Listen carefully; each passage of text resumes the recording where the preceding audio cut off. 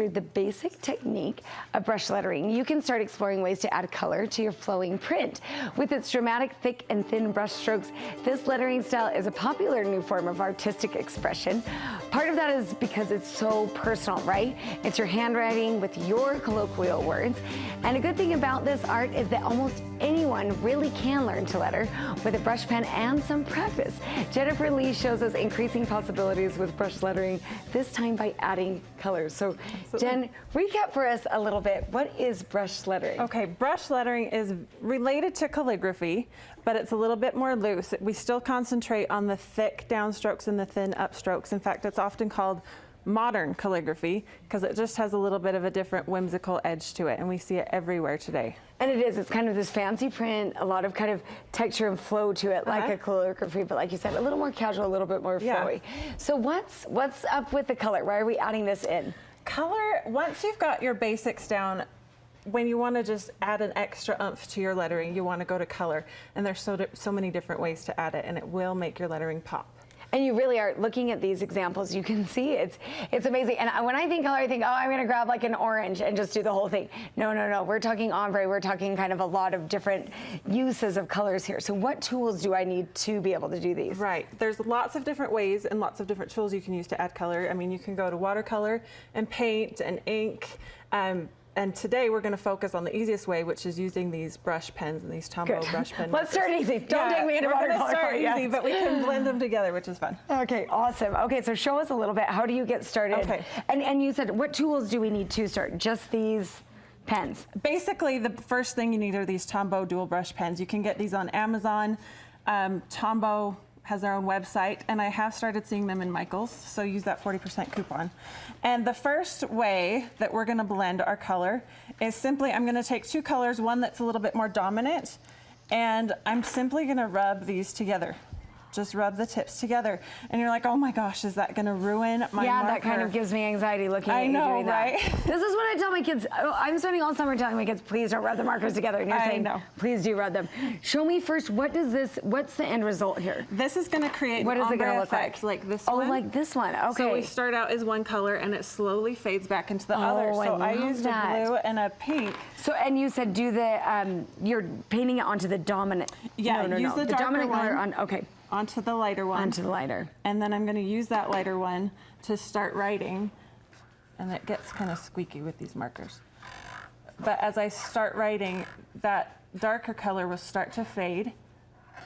And I will get this beautiful, just natural look at that ombre effect, which is so cool. The first time I saw this, I was just super excited. So it creates this natural ombre for you. That is amazing because when you look at that, it adds so much texture because it slowly fades to the light. I know, it's so much fun. If you were continuing this, I mean, do you ever consider how long, whatever it is you're writing? I mean, would you add color again and maybe do it again? And that's a good way. You can go back and add color again whenever you want to, or you can go back and add a different color if you want to, which would lead us to our next way of blending, which is kind of interesting. These Tombow markers act a lot like watercolors. Okay. And they're water-based, so that's what they're meant for. So the next way to blend is kind of to create your own watercolor palette. And I do it with a sheet protector or with a Ziploc bag. Okay. And all you do is you take the colors that you want and you kind of just deposit that ink and rub it on the plastic.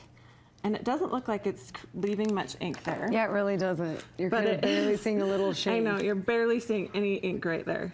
But it does leave some. And then... So tell me, what does this one create? What are we going for with this? It's another ombre, but you're gonna add multiple colors. So now I'm gonna go back in with a super light yellow color. Okay. And I can just start writing. Okay. And anytime I wanna add a little bit more pigment.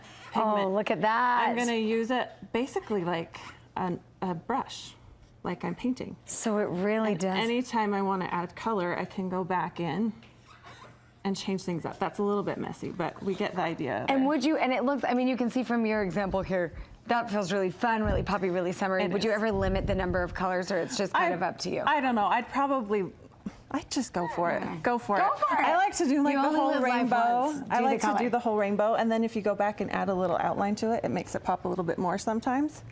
So That's that one. Oh, I love it. And did you have another example of this on display, or this is? That one I don't have an example of. Okay. I have a lot of this last one. Okay, let's look at this last because one. this last one is my favorite. It creates a really, really deep fade from one color to another. It can be the same shade, or it can be like over here, I've got a few shades blended together on that one. So on this one, it takes a little bit of time. It's a little bit more tedious, but what you do is you go ahead and write your word out with a light color.